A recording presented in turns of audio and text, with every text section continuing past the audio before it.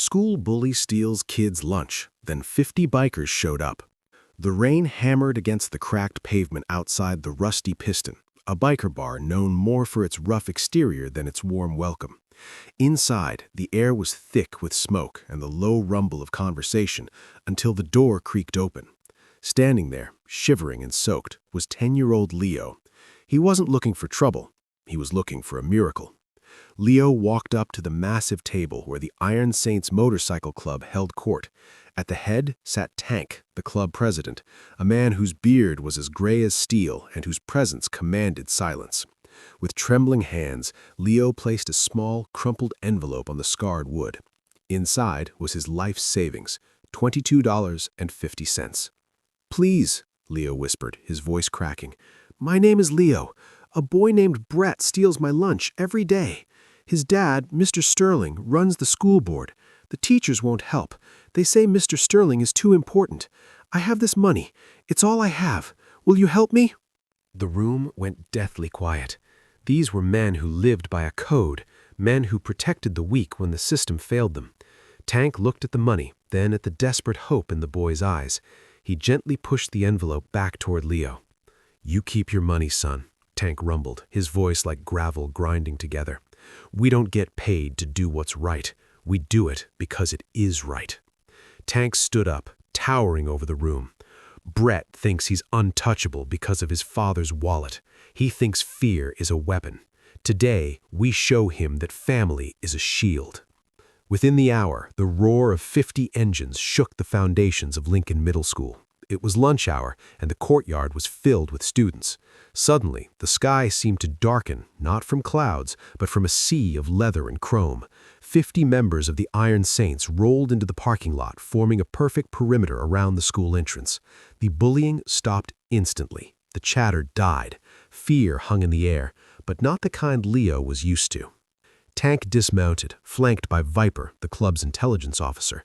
They marched straight to the cafeteria, where Mr. Sterling was currently berating the staff for complaining about his son's behavior. When the bikers entered, the color drained from Sterling's face.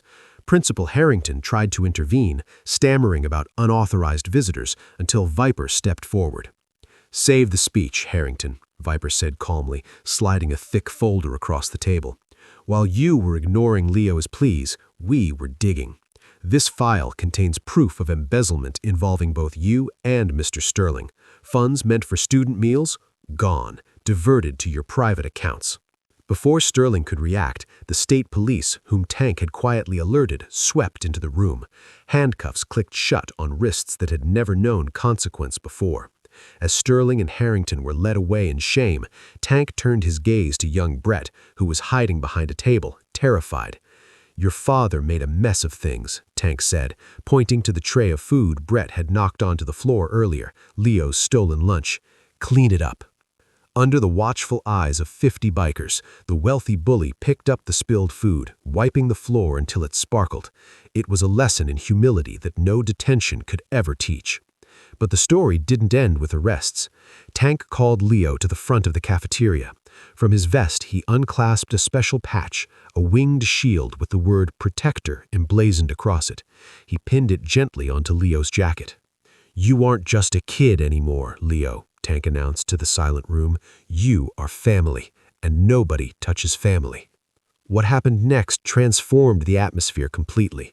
The bikers didn't leave. Instead, they sat down at the student tables. They shared their own lunches with the children, laughing and telling stories. The place that had been a fortress of fear for Leo became a sanctuary of safety. The Iron Saints had shown that true strength isn't about how hard you can hit, but how many people you can lift up. As the sun broke through the clouds, illuminating the patch on Leo's chest, he realized he would never go hungry again. Not for food, and certainly not for love.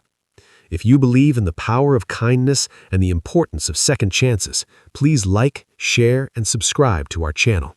Your support helps us spread hope to millions of viewers around the world. Don't forget to tell us in the comments where you're watching from. We read every single one. Together, let's make the world a little less lonely. Thanks for watching.